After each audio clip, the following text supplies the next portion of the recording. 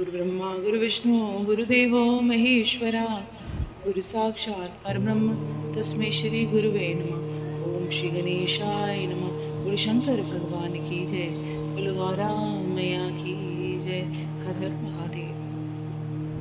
भगवान शिव का गंगावतरण तीर्थ में तपस्या के लिए जाना और हिमवान द्वारा उनका स्वागत, पूजन और सतमन और भगवान शिव की आज्ञा के अनुसार उनका उस स्थान पर दूसरों को ना जाने देने की व्यवस्था करना। ब्रह्मा जी कहते हैं, नारद हिमवान की पुत्री लोक पूजित शिव शक्ति स्वरूप पार्वती हिमालय के घर में रहकर बढ़ने लगी। और जब उसकी अवस्था 8 वर्ष की, जब माँ पार्वती 8 साल की हो गई, तब सती के विरह से कातर हुई शंभु को उनके जन्म का समाचार मिला।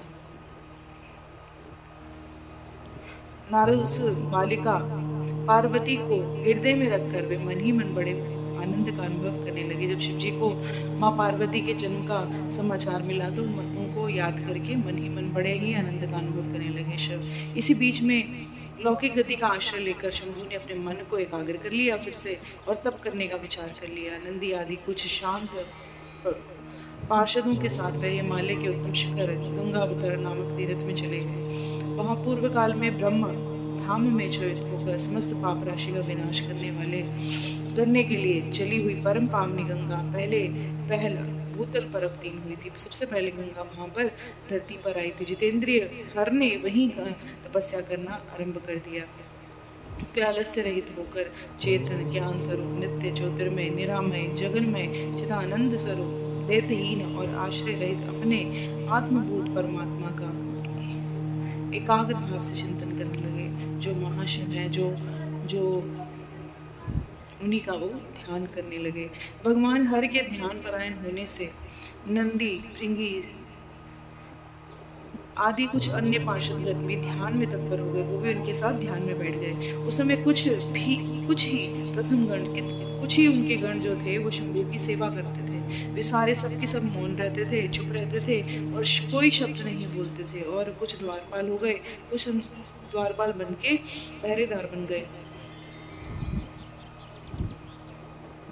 और किसी को ना जाने देने की व्यवस्था करने लगे। इसी समय गिरिराज हिमालय उस औषधि बहुल शिखर पर भगवान शंकर का शुभ आगमन सुनकर उनके प्रति आदर की भावना से वहां गए और सब आकर सेवकों सहित गिरिराज ने भगवान रुद्र को प्रणाम किया और उनकी पूजा की और फिर प्रसन्न होकर हाथ जोड़कर सुंदर स्तवन किया।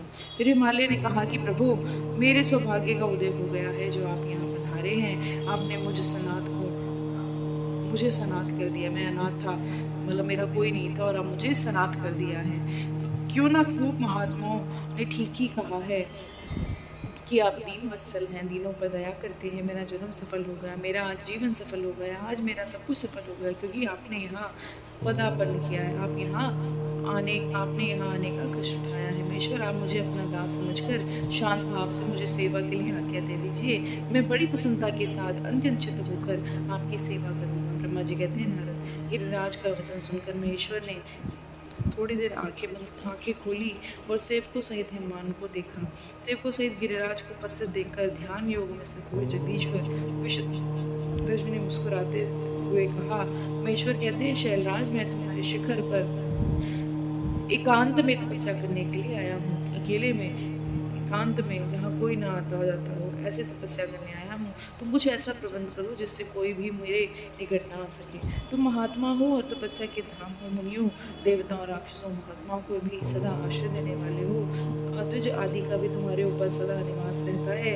तुम गंगा से अभिषिक्त हो कि गंगा तुम्हारे ऊपर बहती है। सदा के लिए पवित्र हो गए हो। तुम दूसरों का उपकार करने के लिए और संपूर्ण पर्वतों के समर्थशाली राजा हो। गिरिराज, मैं गंगावतरण स्थल में तुम्हारे आश्रित होकर आत्म संयम पूर्वक बड़ी प्रसन्नता के साथ तपस्या करूंगा। शैलराज, गिरिशेष, जिस साधन से यह मेरी तपस्या बिना किसी विघ्न बाधा के चालू रह सके उसे यत्न पूर्वक करो। कुछ ऐसा प्रबंध करो जिससे मेरी तपस्या न टूटे।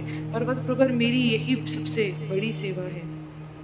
तुम अपने घर जाओ और मैंने जो कुछ कहा है वे सारा कुछ करो, उसका प्रबंध करो। ब्रह्मा जी कहते हैं नारद ऐसा कहकर सृष्टिकर्ता जगदीश्वर भगवान शंभु चुप हो गए और इस प्रकार से उस गिरिराज ने शंभु से प्रेम पूर्वक ये बात कही, जगन्नाथ परमेश्वर, आज मैंने अपने प्रदेश में सबसे आपका स्वागत पूर्वक पूजन किया है, यही मेरे लिए बड़े सौभाग्य की बात है। अब आपसे और क्या प्रार्थना करूँ महेश्वर, कितने ही बड़े यत्न का आश्रय लेकर मैं महान तप करके भी आपको नहीं पाते, वे ही आज तप करने के लिए यहाँ चले आए हैं, वे ही आप यहाँ आ गए हैं। मुझसे बढ़कर भाग्यशाली सौभाग्यशाली कोई नहीं हो सकता, क्योंकि आप मेरे पृष्ठभाग पर तपस्या करने के लिए आए हैं और मेरे ऊपर तपस्या करने के लिए आए हैं। परमेश्वर, आज मैं अपने को देवराज इंद्र से भी अधिक भाग्यवान मानता हूँ, क्योंकि आप सेवकों सहित आपने यहाँ आकर मुझे अनुग्रह भागी बनाया है। देवेश, आप स्वतंत्र हैं, यहाँ बिना किसी बाधा के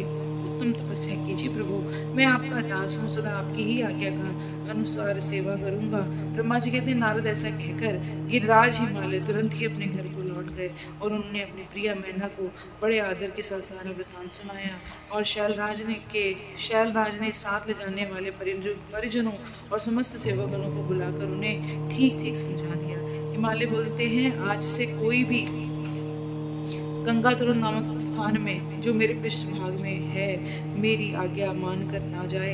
यहाँ मैं सच्ची बात कहता हूँ, यदि कोई वहाँ जाएगा तो उसे महादुष्ट को मैं विशेष दंड दूंगा, उसे विशेष सजा दूंगा।